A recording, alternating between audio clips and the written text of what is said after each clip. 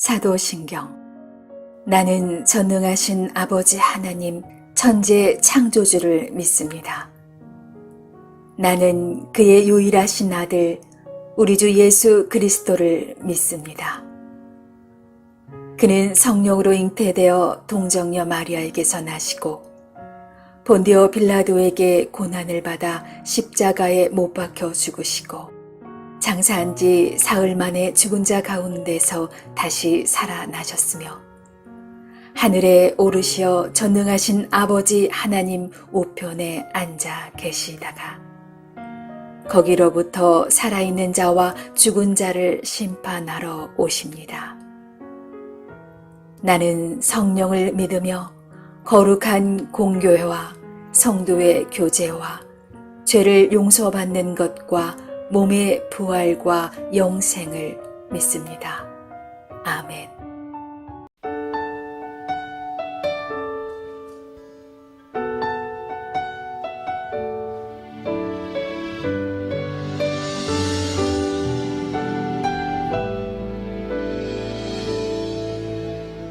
고단한 인생길 힘겨운 오늘도 예수 내 마음 아시네.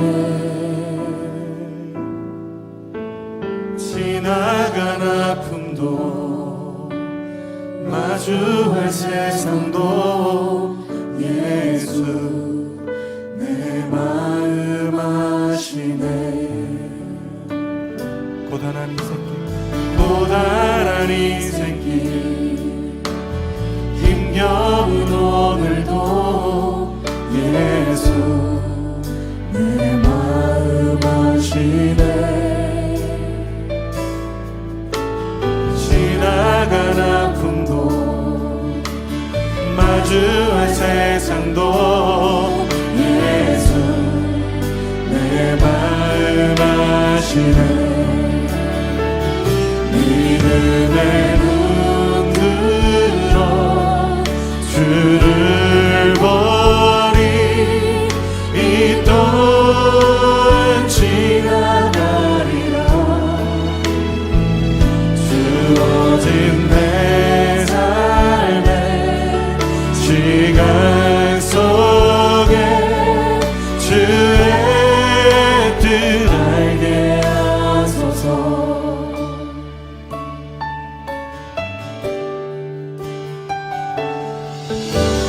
하루를 살아도 기쁨으로 가리. 예수 늘 함께 하시네. 후회도 염려도 걱정이 많기니 예수 늘 함께 하시네.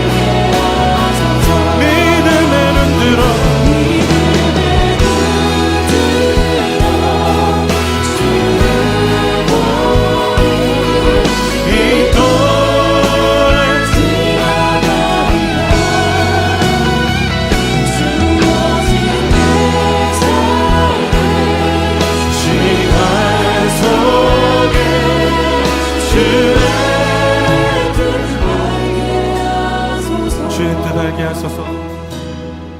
주의 뜻 알게 하소서. 주의 뜻 알게 하소서.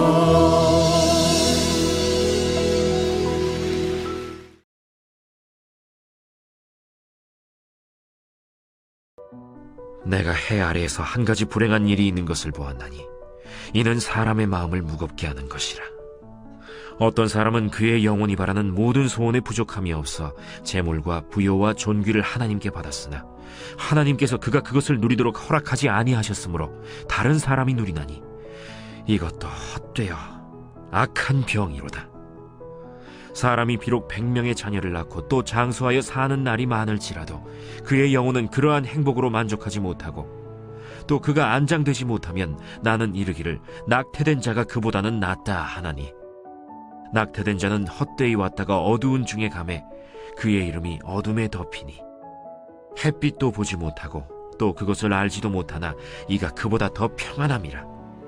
그가 비록 1000년의 갑절을 산다 할지라도 행복을 보지 못하면 마침내 다 한 곳으로 돌아가는 것뿐이 아니냐. 사람의 수고는 다 자기의 입을 위함이나 그 식욕은 채울 수 없느니라.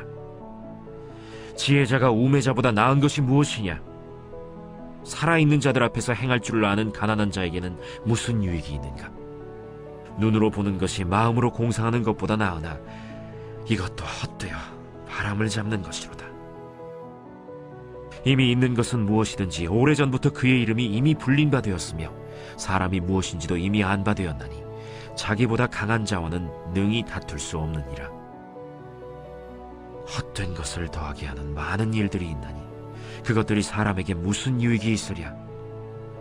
헛된 생명의 모든 날을 그림자같이 보내는 일평생에 사람에게 무엇이 낙인지를 누가 알며 그 후에 해 아래에서 무슨 일이 있을 것을 누가 능히 그에게 고하리요.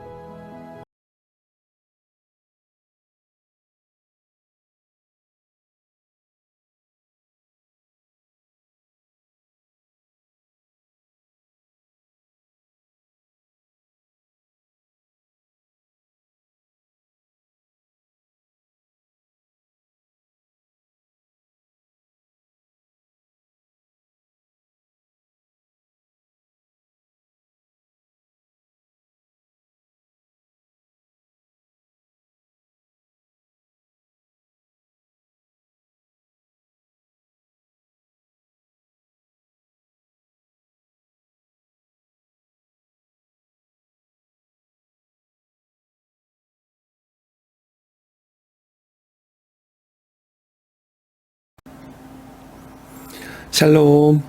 여러분, 행복을 어디서 찾으시나요?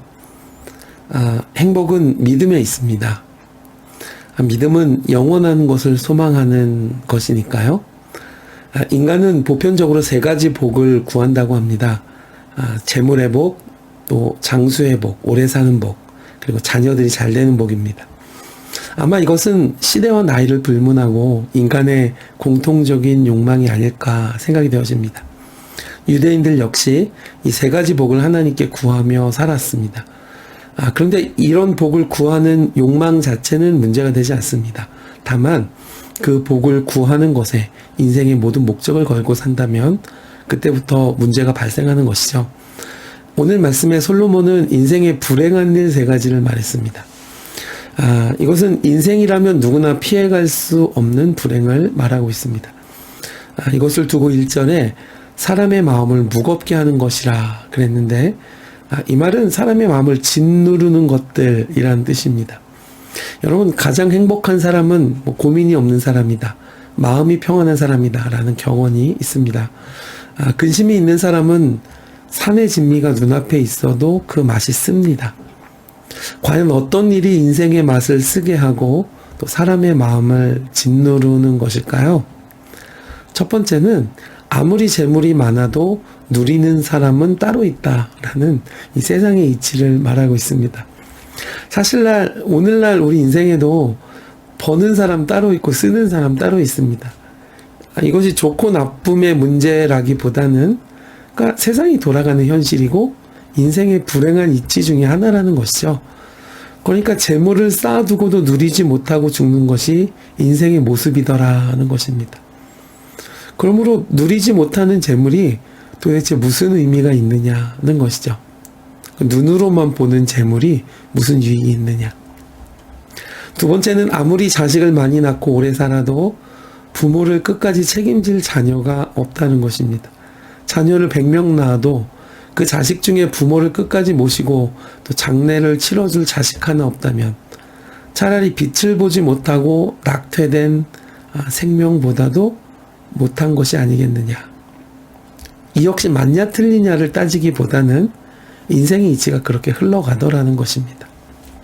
세 번째는 오래 살고 많이 가졌다 해도 돌아가는 길은 누구나 똑같다는 것입니다. 오늘 말씀에 1000년을 갑절로 산다 그랬는데 이것은 과장법입니다. 그러니까 이런 뜻이죠.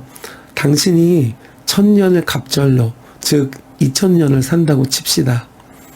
그러나 그 긴 인생 속에서 행복을 찾지 못한다면 무슨 의미가 있겠습니까? 2000년을 산들 죽어서 돌아가는 길은 똑같다는 것입니다. 이제 이런 것은 오래 사는 것뿐만 아니라 높은 자나 낮은 자나 많이 가진 자나 적게 가진 자가 모두 똑같다는 것이죠. 결국 한 곳으로 돌아갈 텐데 진정한 의미의 행복과 마음의 평안을 찾지 못한다면 어떤 인생이든 무슨 의미가 있겠냐는 것입니다. 앞서 6절에 행복을 보지 못하는, 그리고 7절에는 식욕도 채우지 못하는, 그러니까 평생을 그렇게 수고하고도 결국 채우지 못하더라는 것이죠. 인생의 중요한 복 3가지를 아무리 구해도 내 마음을 만족하게 할 만큼 얻어지는 것은 아무것도 없더라는 것입니다. 이런 것을 보면 전도서를 시작하면서 고백했던 그 솔로몬의 첫 절규가 떠오릅니다. 헛되고 헛되니 모든 것이 헛되다. 해 아래 모든 수고도 헛되더라. 이와 같이 전도서는 일관되게 인생에 대해서 통찰한 것을 우리에게 들려줍니다. 인생은 불확실하다는 것이죠. 그리고 모순투성이더라는 것입니다. 확실한 게 아무것도 없습니다. 당장 내일 무슨 일이 어떻게 될지 아무도 모르는 인생이기 때문입니다. 그러므로 우리는 세상살이에 대해서 논쟁할 것이 아니라 믿음입니다. 하나님의 사랑을 믿으세요. 하나님의 전능하심을 믿으실 수 있기를 축복해 드립니다. 오늘 나와 함께 하시는 하나님을 믿고 신뢰하시는 복된 하루 되실 수 있기를 주님의 이름으로 축복해 드립니다.